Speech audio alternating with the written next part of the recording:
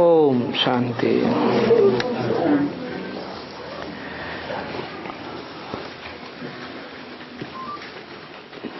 तीस 9/68 का प्रातः क्लास चल रहा था।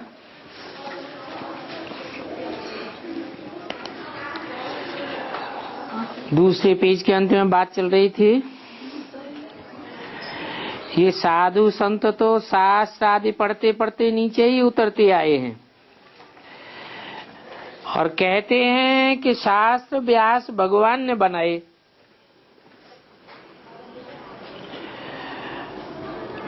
परंतु कब बनाए ये तो कुछ भी पता नहीं है। अभी तुम जानते हो कि ये शास्त्र भक्ति मार्ग में बनते हैं, ज्ञान मार्ग में कोई शास्त्र नहीं बनाए जाते। यहाँ तो बाप खुद मुख से बैठ सुनाते हैं।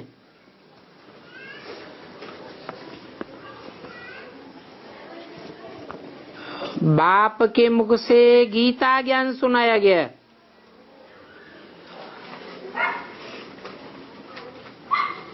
तीस 9/68 की वाणी का तीसरा पेज। वास्तव में उन शास्त्रों को पढ़ने से कोई फायदा नहीं है, क्योंकि ये सब मनुष्य गुरुओं के बनाए हुए हैं और ये सभी शास्त्र कर्मकांड भक्ति मार्ग की सामग्री है। क्योंकि द्वापर युग से भक्त सो सभी ठहरे। वो भक्त बिना जाने भगवान को याद करते हैं और समझते हैं कि भगवान आकर के हमको भक्ति का फल देंगे।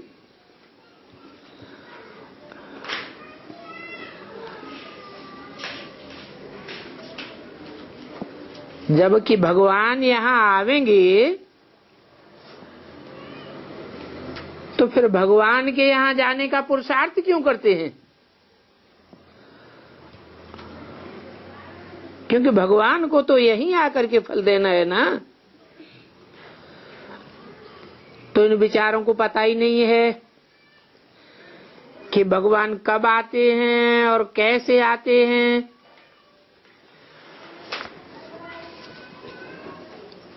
तो भगवान को खुद आकर के समझाना पड़ता है कि मैं कैसे आता हूं। कहते हैं मेरा जन्म अलौकिक है, दिव्य जन्म है।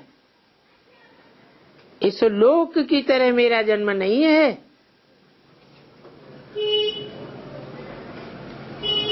लोक माने ये दुनिया। मेरा दिव्य जन्म है। मैं इस रथ में प्रवेश करके तुमको पढ़ाता हूं।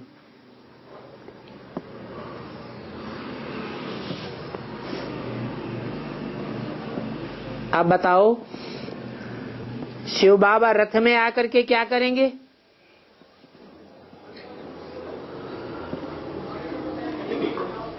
उन्होंने तो घोड़े गाड़ी का रथ दिखाई दिया है, पता किसको भी नहीं है। जिसने गीता ज्ञान सुनाया उनका तो नाम भी मिटाई दिया है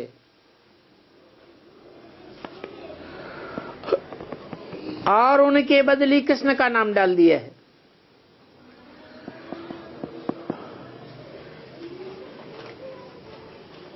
भक्ति मार्ग में ऐसा होता है।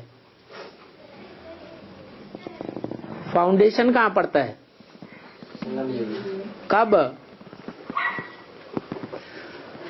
कब फाउंडेशन पड़ा और कैसे फाउंडेशन पड़ा?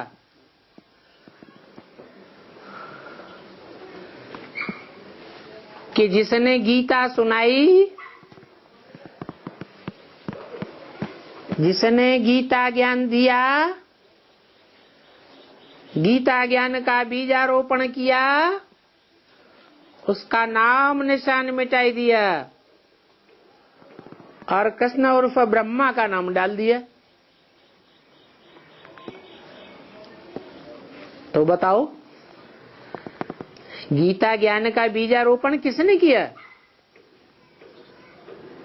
कब किया?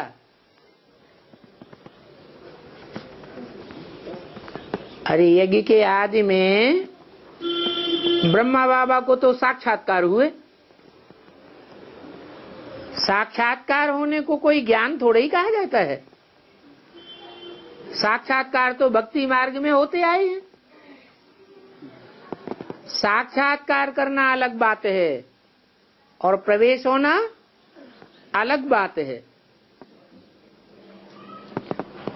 उन साक्षात्कारों का अर्थ ब्रह्मा बाबा को कोई ने नहीं बताया।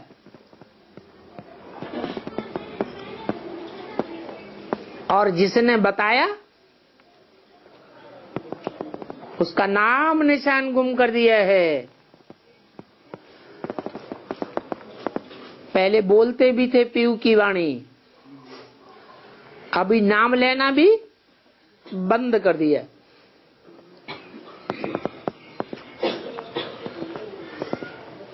समझते हैं गीता ज्ञान भगवान ब्रह्मा ने दिया। अब ब्रह्मा तो भगवान होता भी नहीं। ब्रह्मा भगवान होता तो उनकी मंदिरों में पूजा होती, मूर्तियां बनती। न पूजा होती है, न मूर्तियां बनती हैं, न मंदिर बनते हैं। तो देखो कैसे नाम बदली कर दिया, कृष्ण उर्फ ब्रह्मा का नाम डाल दिया। तो फिर बताओ शिव बाबा ने क्या किया? रथ पर तो बाप आते हैं न कि कृष्ण आते हैं। कृष्ण की आत्मा को तो अपना शरीर है ना,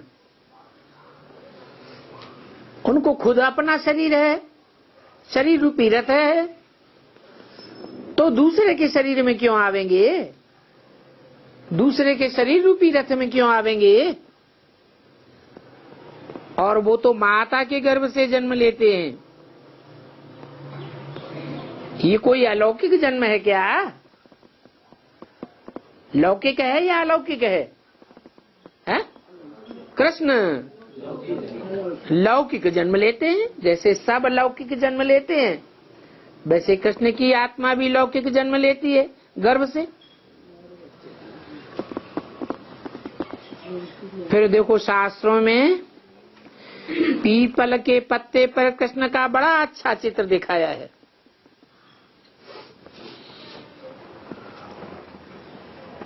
फिर ये कहाँ की बात है?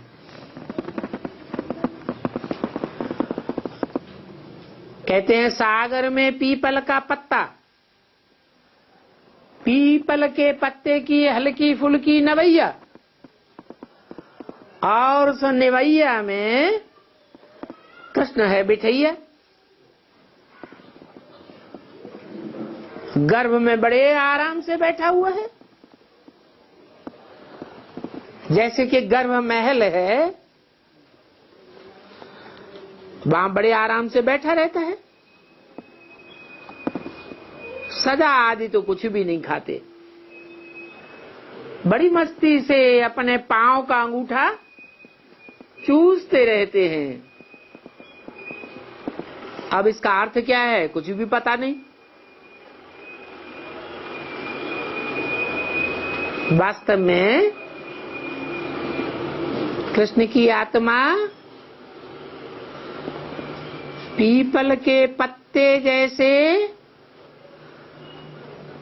हल्का फुल्का पुरुषार्थ करने वाले पुरुषार्थी में प्रवेश करती है। और कहाँ प्रवेश करती है?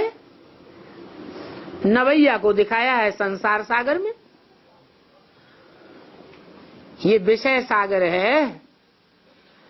विषय सागर में वो हल्की फुल्की नवैया पड़ी हुई है। फिर काठ की नवैया भी दिखाते हैं। कौन हुआ नवैया? वो काठ की नवैया कौन है? पीपल के पत्ते की नवैया कौन है? अरे बच्चा कहां से जन्म लेता है? माता के गर्भ से ही जन्म लेता है। तो वो जगदम्बा माता है। जिस माता के गर्भ में, बुद्ध रूपी पेट में वो आत्मा प्रवेश करती है। शिव बाप है खिवैया।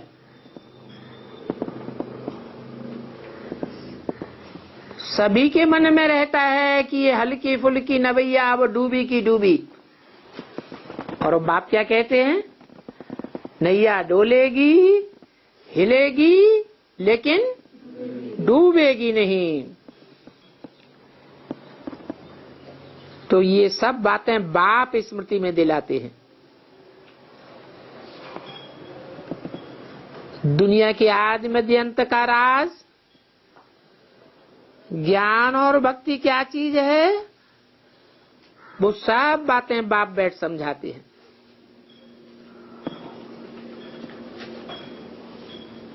और कोई चित्र आदि तो है नहीं। फिर देखो मंदिर कितने बनाए हैं, और उन मंदिरों के बीच में फर्स्ट क्लास मंदिर किसका बनाया गया है? जितने भी मंदिर बनाते हैं उन मंदिरों में बहुत फर्स्ट क्लास सजा सजाया मंदिर किसका? भव्य मंदिर बनाते हैं। लक्ष्मी नारायण का मंदिर बहुत भव्य बनाते। एक संप्रदाय निकला है, कौन सा? स्वामी नारायण संप्रदाय। वो भी मंदिर कितना भव्य बनाते हैं।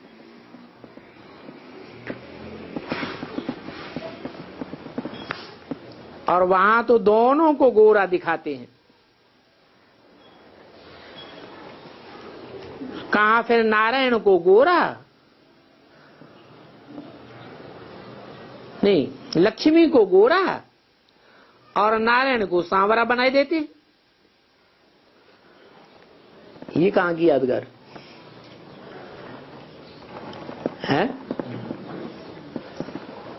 नारायण संगम युग में अपने पुरुषार्थी जीवन में पहले काला होता है या गोरा होता है? पहले काला होता है। तो नारायण को काला दिखाई दिया। और लक्ष्मी भी काली होती है क्या? भिखारी होती है? नहीं। तो लक्ष्मी को गोरा दिखाया है। तो भक्ति मार्ग में गलत दिखाया है या सच्चा दिखाया है? हैं? गलत दिखाया है। क्यों? लक्ष्मी को गोरा दिखाया, नारायण को काला दिखाया, तो संगम युग की बात सच्ची हुई ना।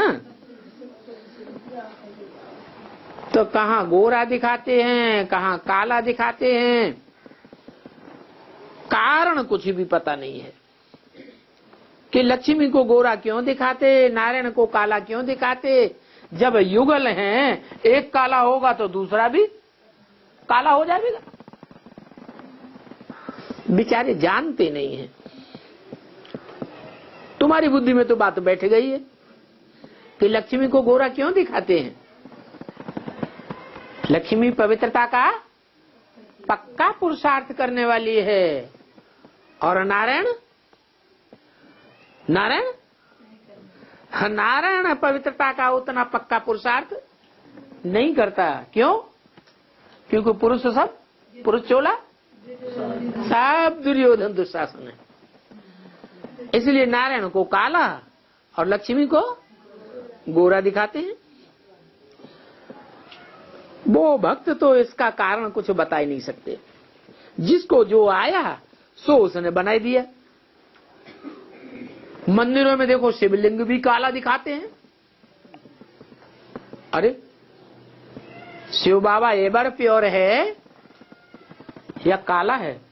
वो तो एवर प्योर है, तो गोरा दिखाना चाहिए, एकदम फर्स्ट क्लास का संगमरमर का दिखाना चाहिए। फिर काला क्यों दिखाते हैं? क्योंकि शिव है ज्योति बिंदु का नाम और बाबा है साकार पुरुषार्थी का नाम। जिस साकार पुरुषार्थी में ज्योति बिंदु शिव प्रवेश करते हैं वो पतित तमो प्रधान काला होता है या गोरा होता है? हैं? पतित तन में आते हैं। तो उसकी यादगार, किसकी यादगार? लिंग की यादगार काला दिखाते हैं। बिंदु को तो इन आंखों से देख ही नहीं सकते। तो अब तुम बच्चों को सब बातें स्मृति में आ गई है, क्योंकि तुम्हें बाप बैठ समझाते हैं। वो ज्ञान को भी जानते हैं और भक्ति को भी जानते हैं। आधा कल्प तुम्हारी भक्ति चलती है और कितने ढेर शास्त्र आदि पढ़ते रहते हो और फिर कहते व्यास भगवान ने बनाए। वंडरफुल बात हो गई। भारत सचखंड था, फिर झूठखंड कैसे बना? ये बात भी तुम्हारी बुद्धि में है। कैसे झूठखंड बना? अरे सच्चखंड कैसे बना?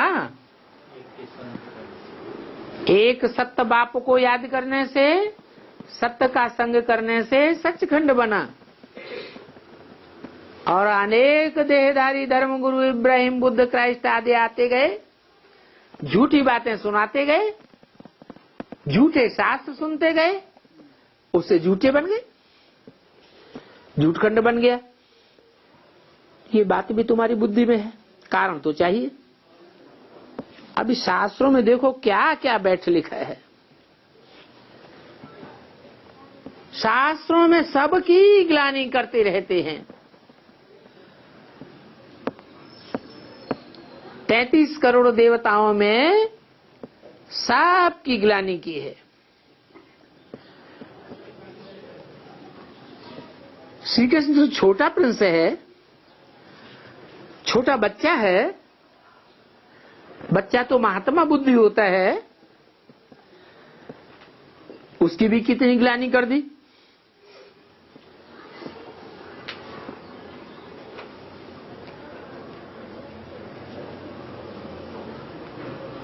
वास्तव में कृष्ण तो सतयुग आदि में होता है,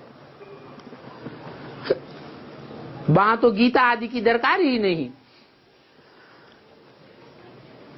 क्योंकि गीता ज्ञान सुनाया है सदगति के लिए। सतयुग में तो सबकी सदगति हुई पड़ी है, वहां सब सदगति में है, वहां किसको बैठ सुनावेंगे? तो ये बात भी रंग है कि कृष्ण भगवान है और कृष्ण भगवान सतयुग में होता है या द्वापर में होता है। भगवान कोई चार थोड़े ही हैं। 10 अवतार दिखाई दिए हैं, 24 अवतार दिखाई दिए हैं। भगवान तो एक ही होता है। तो देखो भगवान को कितना रुलाया है। जितना भगवान को रुलाया है उतना और किसी को नहीं रुलाया। बाप बच्चों को ये सब बातें अच्छी रीति बैठ समझाते हैं। ये लक्ष्मी नारायण यदि चैतन्य में थे तो सबको सुख ही सुख था। अभी तो मंदिरों में जड़ चित्र रखे हुए हैं। जरूर पत्थर बुद्धि बन गए होंगे। तो सब सुखी हैं या दुखी हैं? सब दुखी हैं। जब ये चैतन्य में थे तो कितना सुख था। सब धर्म वाले आज भी उनको बहिष्त गाड़ना फल्ला कहते हैं। अब बाप इस कांटों के जंगल को फूलों का बगीचा बनाने के लिए आए हैं। तुम जानते हो शिव बाबा इसमें देखते हैं कि कौन कौन अच्छे अच्छे फूल बन रहे हैं। गार्डन में तो किस्म किस्म के वैरायटी फूल होते हैं। हर एक अपन को समझ सकते हैं हम किस प्रकार का फूल हूं। जो अच्छे अच्छे फूल हैं वो जरूर औरों को भी आप समान बनाने का पुरुषार्थ करते हैं। बगीचे में तो अनेक प्रकार के फूल होते ही हैं। तो बाप ये सब स्मृति दिलाते हैं, तुम कौन सा फूल हो। अच्छे से अच्छे फूल का नाम क्या होता है? कमल का फूल, किंग फ्लावर कहा जाता है। फिर होता है गुलाब का फूल, क्वींस फ्लावर कहा जाता है। बदबू छोड़ने वाले फूल भी होते हैं। ग्लानी की बदबू ही छोड़ते रहेंगे, ये ऐसा है, वो वैसा है, वो वैसा है। जैसे गायन करना तो जानते ही नहीं। तो ये नॉलेज सदैव स्मृति में रहनी चाहिए। ये पढ़ाई है और ये पढ़ाई ही तुम्हारे साथ जानी है। आत्माओं को बाप कहते हैं। ये नॉलेज जो मैं तुमको पढ़ाता हूं वो नॉलेज तुम जन्म जन्मांतर के लिए साथ ले जाते हो।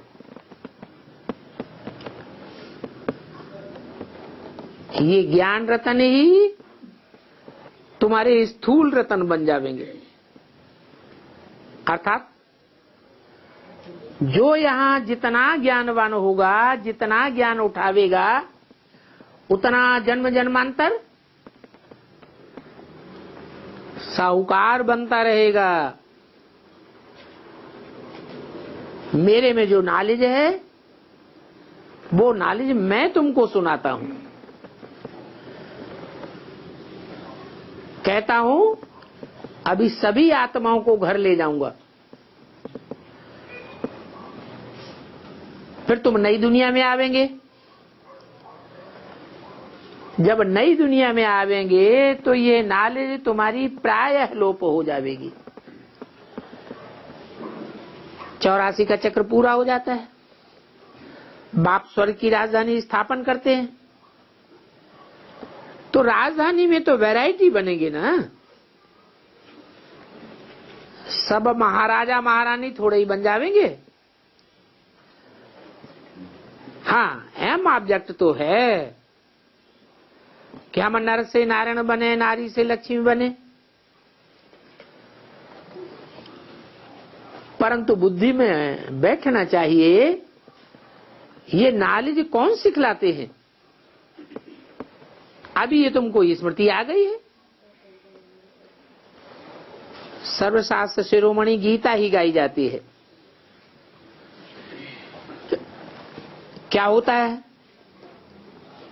सारी दुनिया पलट जाती है इस गीता ज्ञान से।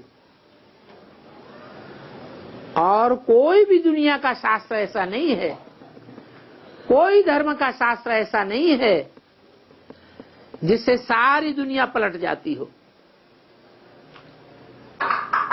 न क्रिश्चियंस की बाइबल, न मुसलमानों की कुरान, न सिखों का धर्म ग्रंथ गुरु ग्रंथ साहब, न बौद्धियों का पाउड, धम्म पद, इनसे कोई दुनिया पलटती नहीं है। लेकिन कौन से ज्ञान से दुनिया पलट जाती है? गीता ज्ञान से सारी दुनिया पलट जाती है। और गीताएं भी दो हैं। क्या एक गीता है या दो गीता हैं? दो प्रकार की गीताएं हैं। एक है मनुष्यों की बनाई हुई गीता और दूसरी है भगवान की गाई हुई गीता। तो भगवान की गीता से स्वर्ग बन जाता है और मनुष्यों की गीता से नरक बन जाता है।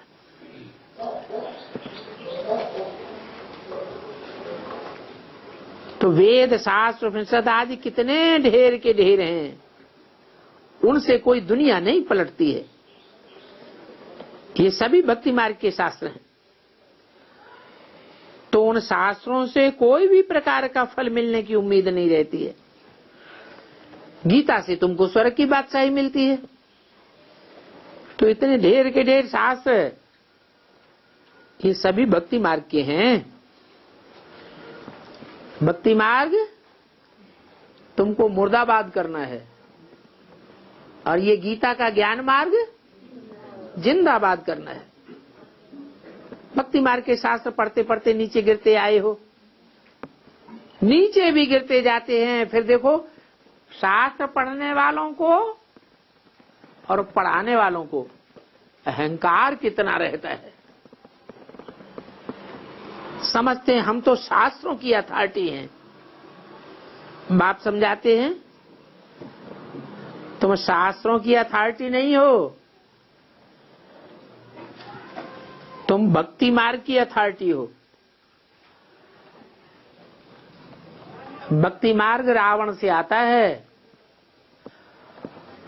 और ज्ञान कहां से आता है? ज्ञान भगवान से आता है। भक्ति मार्ग में गीता शास्त्र आदि पढ़ते ही आए, परंतु यह नहीं जानते हैं कि सर्वशास्त्र शिरोमणि गीता कौन सी है और सर्वशास्त्र शिरोमणि गीता क्यों गाई जाती है, क्यों जगाई जाती है। गीता सब शास्त्रों में शिरोमणि ऊंच क्यों गाई जाती है? क्योंकि गीता ही ऊंचते ऊंच भगवान की गाई हुई है। ऊंचते ऊंच भगवान की गाई हुई है तो फायदा क्या? फायदा ये कि गीता से ही नई दुनिया की स्थापना होती है। पुरानी दुनिया पलट करके नई दुनिया बन जाती है और कोई दुनिया में शास्त्र नहीं है जिससे सारी दुनिया पलट जाए। इसलिए सर्वशास्त्र शिरोमणि गीता गाई हुई है। तो पहले पहले है गीता, बाकी शास्त्र पीछे आते हैं।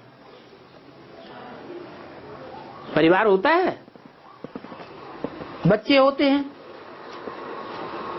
तो बच्चों के सामने पहले पहले कौन आता है?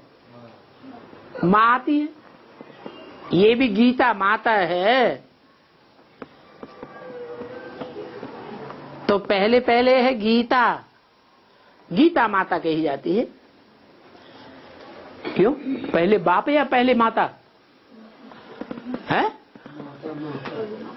माता माता पहले बाप नहीं, उससे माता ना, तो पहले बाप हुआ ना, तो पहले गीता क्यों कहा? नहीं, बच्चा पैदा होता है पहले माता को पहचानता है या बाप को पहचानता है? पहले माता को पहचानता है। फिर बाद में जब बच्चा समझदार होता है तो माता बाप का परिचय देती है। तो बच्चों की बुद्धि में पहले कौन आया? माता आई ना, बाकी पीछे। बाकी हाँ, ये बताते हैं कि एक गीता झूठी हो जाती है तो सभी शास्त्र झूठे हो जाते हैं। तो पहले पहले है गीता। भक्ति मार्ग में एम ऑब्जेक्ट कुछ भी नहीं है। भगवान ने तो राजयोग सिखाया था जिससे तुम देवता बने थे। तो वो भगवान तुमको क्या सुनाते हैं और ये गुरु तुमको क्या सुनाते हैं? ये गुरु लोग पुरानी कहानी कथा कहानियां बैठ सुनावेंगे। बीके में गुरु बैठे हैं, वो क्या सुनाते हैं? दीदी दादी दादा पुरानी हिस्ट्री सुनावेंगे। यज्ञ की पुरानी हिस्ट्री वो भी मिक्स करके सुनाते रहते हैं।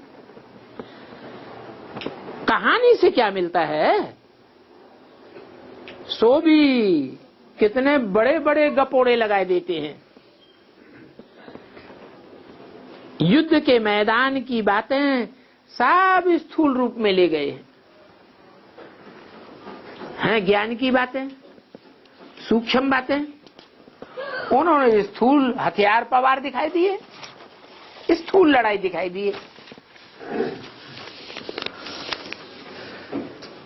ये भी दिखाया है कि यादवों ने पेट से मूसल निकाले। अब पेट से भला मूसल कैसे पैदा होंगे? ये तो बुद्ध रूपी पेट है। आत्मा का पेट कौन सा है? ये मन बुद्धि ही पेट है। शरीर का पेट है ये स्थूल। कोई स्थूल पेट से भी मूसल नहीं निकलते। वास्तव में ये मिसाइल से हैं। मिसाइल से मूसल माने वो धान कूटते हैं।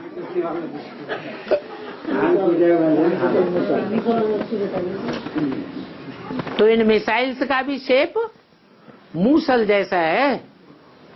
जब ये मिसाइल से गिरेंगे तो ये पृथ्वी और इसके वासी मनुष्य, जानवर, पशु, पक्षी सब चकनाचूर हो जाएंगे,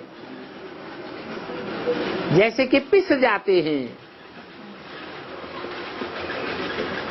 तो स्थूल पेट की बात नहीं है, स्थूल मूसलों की बात नहीं है, और कोई उन यादवों की बात नहीं है। ये तो रूस और अमेरिका रूपी यादव हैं जो आपस में लड़ते हैं, मिसाइल से तैयार करते हैं। कहते हैं कि ये यादव आपस में लड़े और सारी दुनिया को खलास कर दिया, अपने कुल को भी खलास कर दिया। ये भी ब्राह्मणों की दुनिया में होंगे। ब्राह्मणों की दुनिया में ही सब कुछ पहले होता है, बाहर की दुनिया में तो बाद में होता है। बताया तो रूस और अमेरिका है यादव। शास्त्रों में लिखा हुआ है उनकी बड़े बड़े महलमाड़ियां अटारियां होती थी।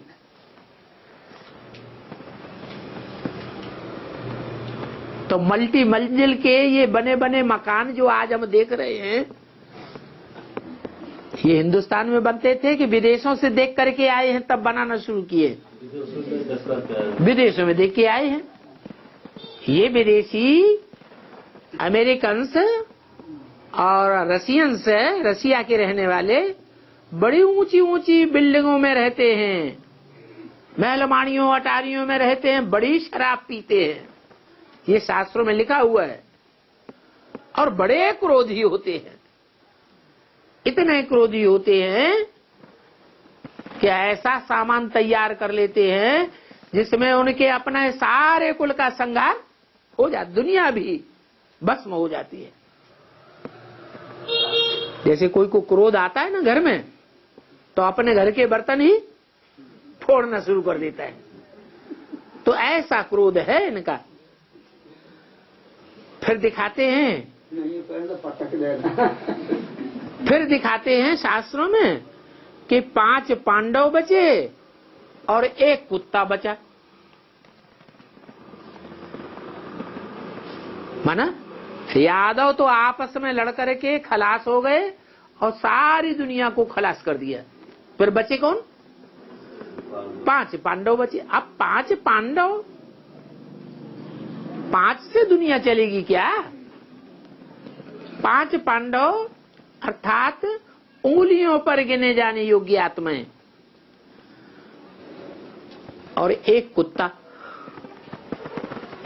5 पांडव का मतलब क्या हुआ? 5 पांडव का मतलब हुआ युधिष्ठिर, जो आज से अंत तक युद्ध में स्थिर रहता है, हिलता नहीं। शरीर भल छूट जाए लेकिन आत्मा ईश्वरीय सेवा में लगी रहती है। कौन है? ब्रह्मा की सोल। फिर दूसरा है भीम अर्थात भयंकर। कितना भयंकर दिखाते हैं? कहते हैं 100 कौरवों को अकेले ही मारा।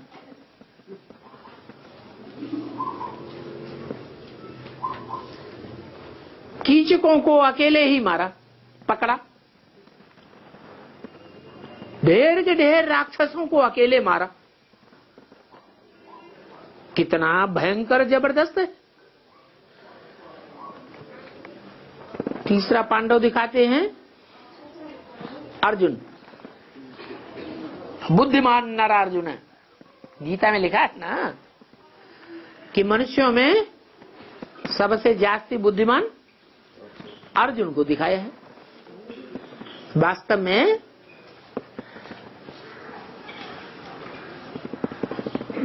आज दुनिया में विदेशियों के बीच में और विधर्मियों के बीच में कौन सा ऐसा धर्म है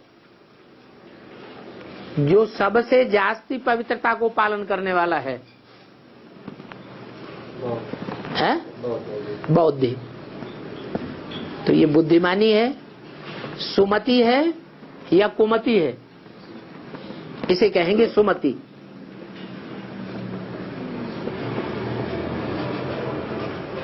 तो वो अर्जुन है जो ऐसे पुरुषार्थ का अर्जन करता है। वो स्वर्ग में जाने वाली आत्माएं हैं। फिर दिखाया नकुल और सहदेव। न कुल, न इस कुल के, न उस कुल के। भारतवासी भी बन के रहते हैं परंतु देवताओं की तरफदारी नहीं कर पाते। फिर विदेशी भी बन जाते हैं, विदेशों में जाकर के पूजा करवाते हैं। आज भारत के सारे ही सन्यासी विदेशों में चक्कर काट रहे हैं, विदेशी सभ्यता को वाह वाह करते हैं। दूसरे हैं लास्ट सहदेव, जिन्होंने सदैव देवताओं को सहयोग दिया। वो है सिख धर्म की आत्माएं। और सबसे छोटा पांडव दिखाया है। ये सब राइटियस हैं झाड़ के चित्र में या लेफ्टिस्ट हैं? राइटियस हैं, पवित्रता को पालन करने वाले हैं। तो कहते हैं ये 5 पांडव बचे। उनके साथ एक कुत्ता भी गया। ये कुत्ता कौन है? इस्लाम धर्म की वो आत्माएं जिनके लिए मुरली में बोला है कि पहले पहले ये इस्लामी मरेंगे। मरना माने देवान को छोड़ना। तो जो इस्लामी जो पहले मरते हैं वो पांडवों के साथ मरते हैं। देवी देवता सनातन धर्म के बाद फिर विधर्मियों के बीच में पहले पहले नंबर किसका लगता है? इस्लामियों का नंबर लगता है। तो वो भी स्वर्ग में जाते हैं। कहते हैं ये 5 पांडव और एक कुत्ता पहाड़ों पर जाकर के गल मरे। अब पहाड़ों पर जाकर गल मरने की बात नहीं है। वास्तव में पहाड़ है ऊंची स्टेज। शरीर के साथ गल मरे या आत्मा में देवान का संस्कार गलाई दिया? देवान का संस्कार गलाई दिया। कैसी स्टेज में? ऊंची स्टेज में जब गए, परम धाम की ऊंची स्टेज में, तो देहभान सारा गलित हो जाता है, गल जाता है। उन्होंने तो शास्त्रों में दिखाया कि 5 पांडव, एक कुत्ता पहाड़ों पर गए, गल मरे, रिजल्ट कुछ भी नहीं निकला। अब बाप बताते हैं रिजल्ट तो निकलता है। देहभान जब गल जाता है तो आत्मा स्वर्ग में जाकर के आनंद करती है, देहभान दुख देता है। देहभान से परे आत्मा सदैव सुख भोगने वाली बन जाती है। तो शास्त्रों में तो दंत कथाएं दिखाई हैं, उनको कहा जाता है कनरस। कान से जैसे संगीत गीत सुनते रहते हैं, बड़ा मजा आता है, फायदा तो कुछ भी नहीं होता। बाप समझाते हैं, तुम आधा कल्प कनरस सुनते आए हो। क्या कहा है? आधा कल्प तुमने कनरस सुना है। शूटिंग कैसे होती है?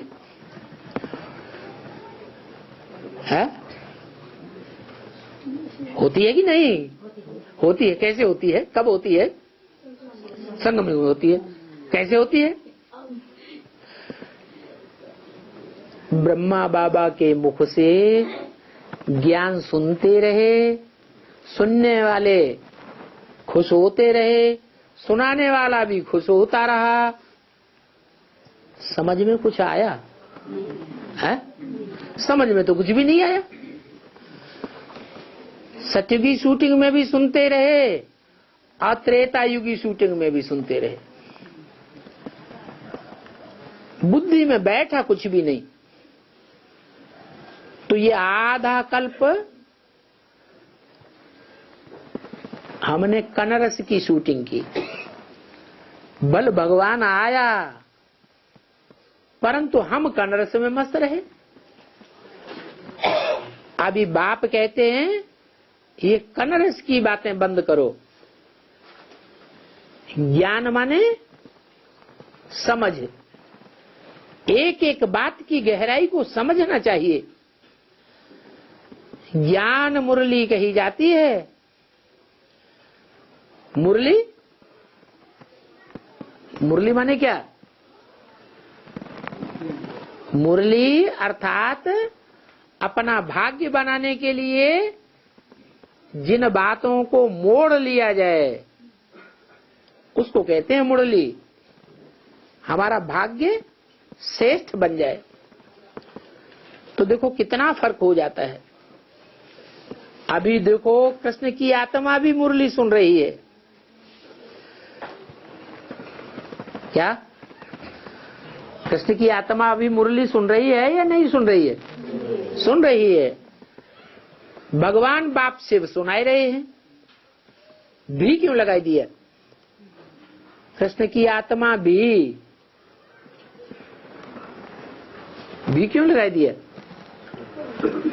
माने राम की आत्मा भी सुन रही है और कृष्ण की आत्मा भी सुन रही है। तुम बच्चे भी सुन रहे हो, बाप सुनाए रहे।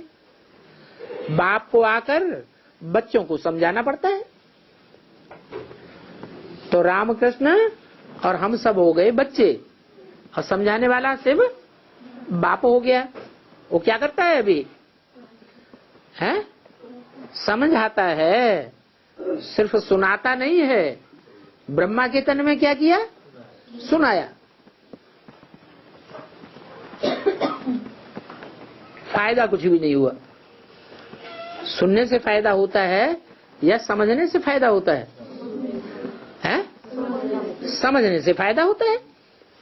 बाप खुद कहते हैं, हे बच्चों तुम अपने जन्मों को नहीं जानते हो, मैं तुमको बतलाता हूं। मुरली जब तक सुनते रहे तब तक कोई की बुद्धि में ये बैठता है कि हम कौन से वंश में जन्म लेने वाले हैं, कौन से देश में, कौन से धर्म में जाकर के हम जन्म जन्मांतर पाठ बजावेंगे। अभी बुद्धि में तुम्हारे बैठ रहा है। तुम बुद्धि में ये मनन चिंतन मंथन करते हो कि हम बाप के बच्चे किस कुल में जन्म लेंगे, किस देश में जन्म लेंगे, किस धर्म में जन्म लेंगे, कहां कहां हमको कैसे कैसे पाठ बजाना है।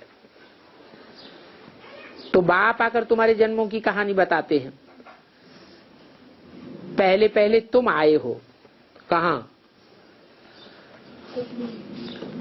इस षष्ठी रूपी रंगमंच पर पहले पहले परम धाम से कौन आता है?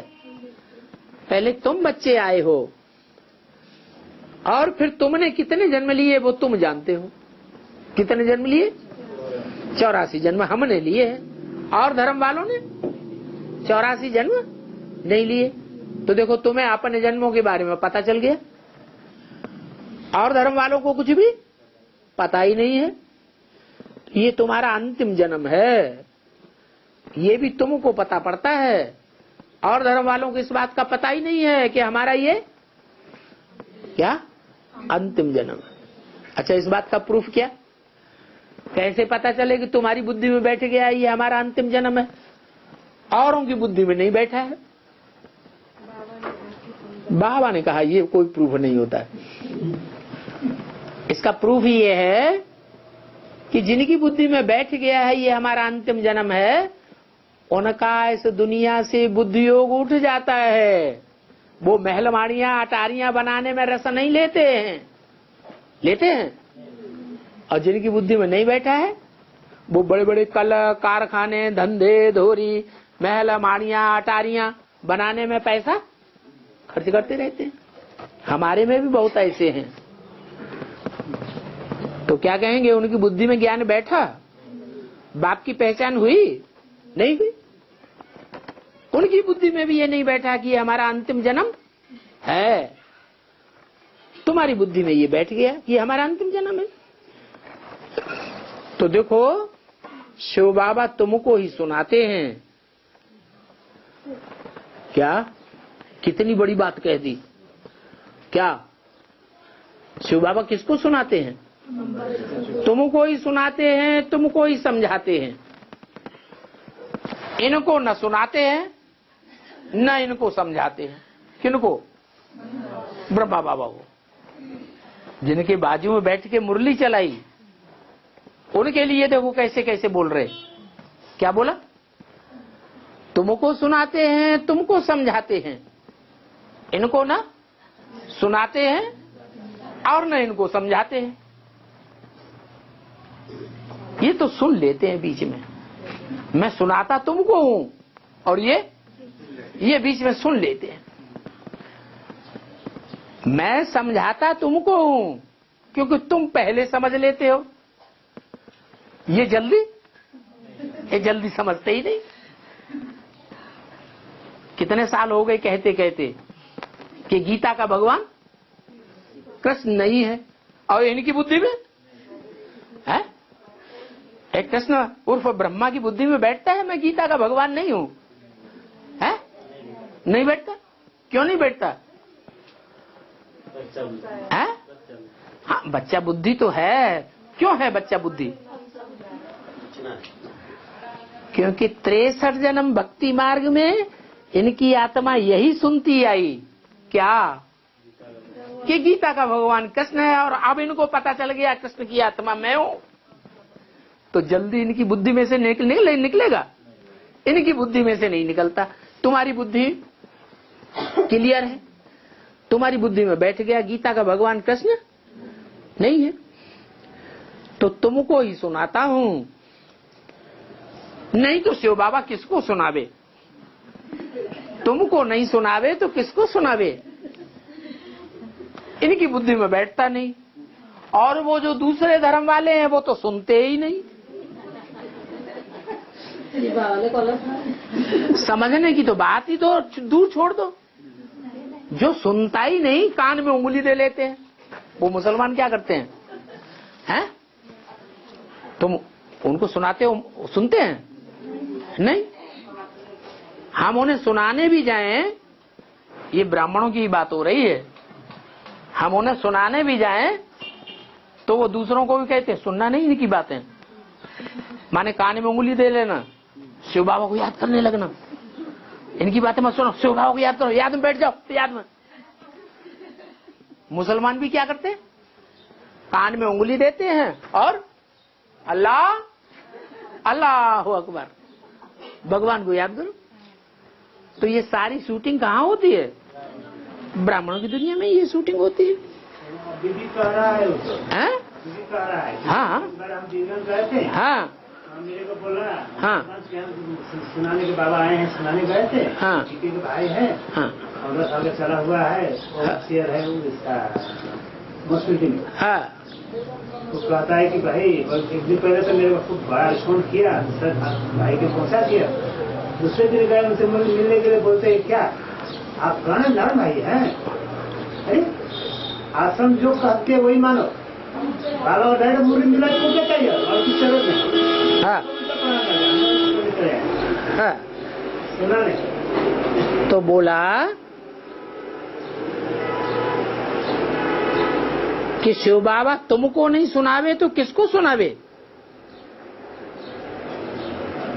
इनको कैसे सुनावेंगे? इनको सुनावे भी तो ये समझेंगे? समझेंगे कुछ नहीं। तो इनको कैसे सुनावे? तुम सभी को जब सुनाते हैं तब इनकी आत्मा भी सुनती है। क्या? नहीं तो ये कान पे बात धरते नहीं हैं।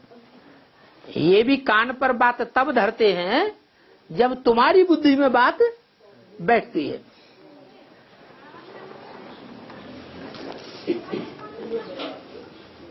तुमको सुनाते हैं तो ये भी सुन लेते हैं। बच्चे जानते हैं बाप हमको पढ़ाते हैं। कल्प कल्प हमने ऐसे चक्कर लगाया है, अभी ड्रामा पूरा हुआ। ये पुराना वस्त्र अभी हमको छोड़ देना है। अरे क्या गोली मार लें? कैसे छोड़ देना है? हाँ, ये बुद्धि से इस पुराने वस्त्र को छोड़ देना, याद ही नहीं करना।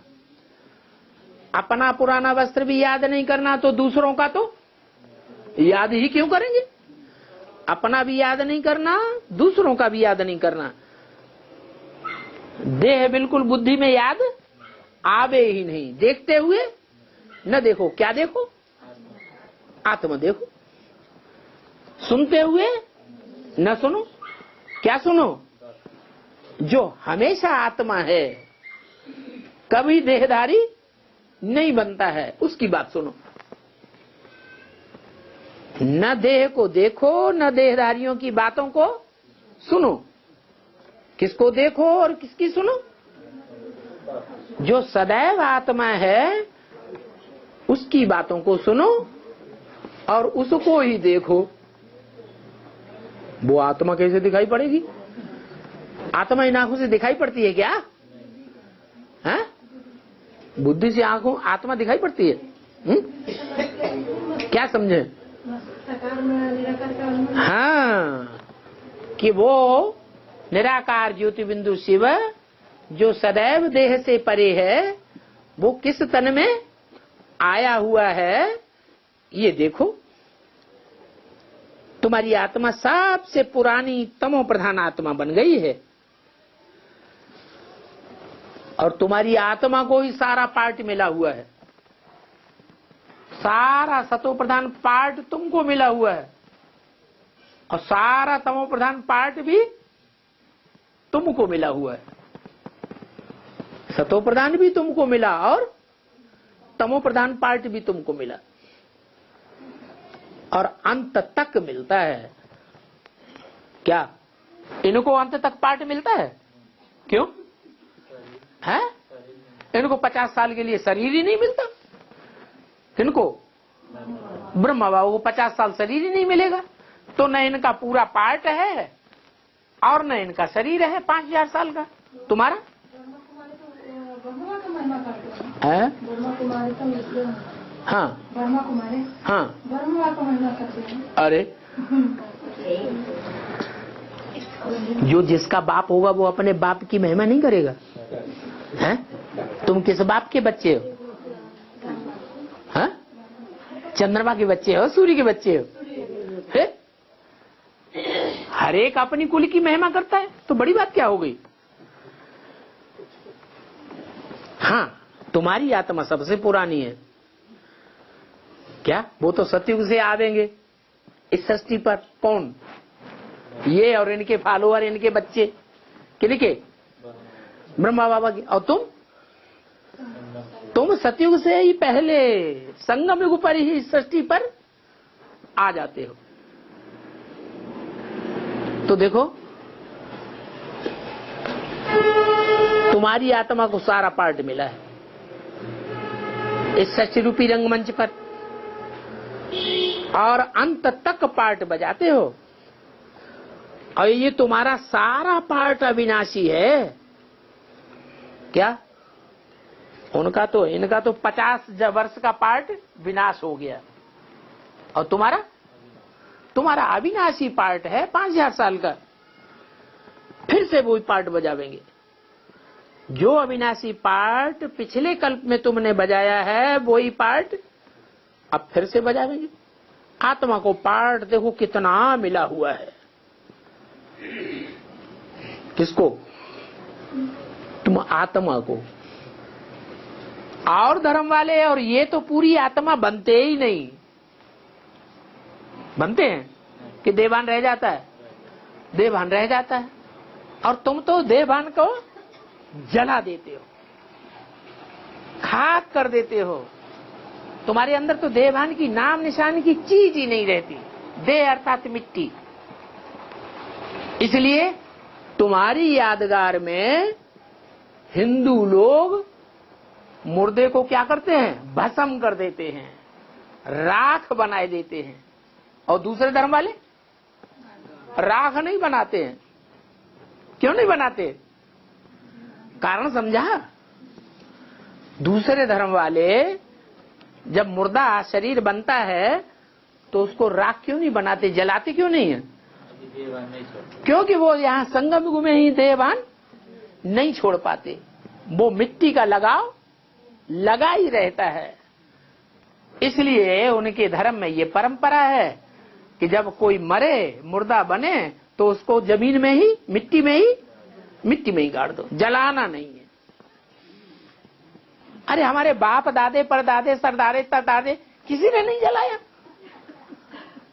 84 जन्म के हमारे वंश को देख लो, ना हमने जलाया, ना हमारे कुल परंपरा में किसी ने जलाया। तो फिर हम क्यों जलावे? इसलिए वो मिट्टी में गाड़ते हैं और हम जलाते हैं। और बात समझ में आई? अच्छा है। तो देखो तुमको कितना पार्ट मिला हुआ है। इसको कहा जाता है वंडरफुल पार्ट तुम्हारा है। और धर्म वालों का वंडरफुल पार्ट नहीं है। और तुम्हारी आत्मा देखो कितनी छोटी है।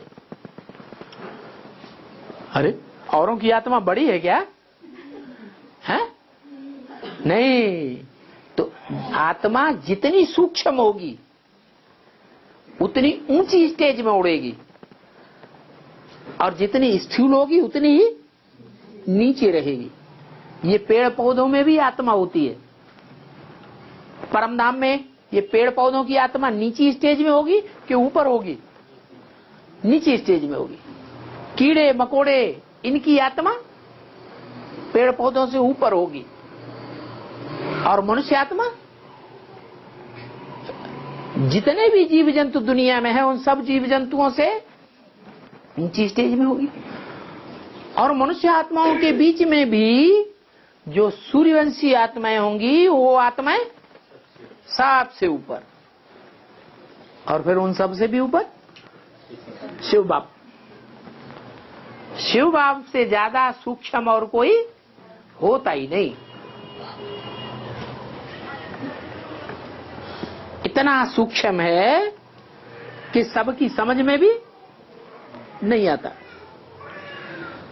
तो देखो कितना वंडरफुल पार्ट है। तुम्हारी आत्मा में सारी नॉलेज लुधी हुई है। वो नॉलेज कभी भी विनाश को नहीं होती है। क्या? अगर विनाश हो जाए तो तुम्हारी बुद्धि में अभी भी नहीं बैठे। मर्ज ही मर्ज होती है, लेकिन तुम्हारे अंदर की नॉलेज विनाश को नहीं पाती है। मर्ज हो जाती है कलयुग के अंत में, बाप आते हैं फिर इमर्ज हो जाती है। ओम शांति।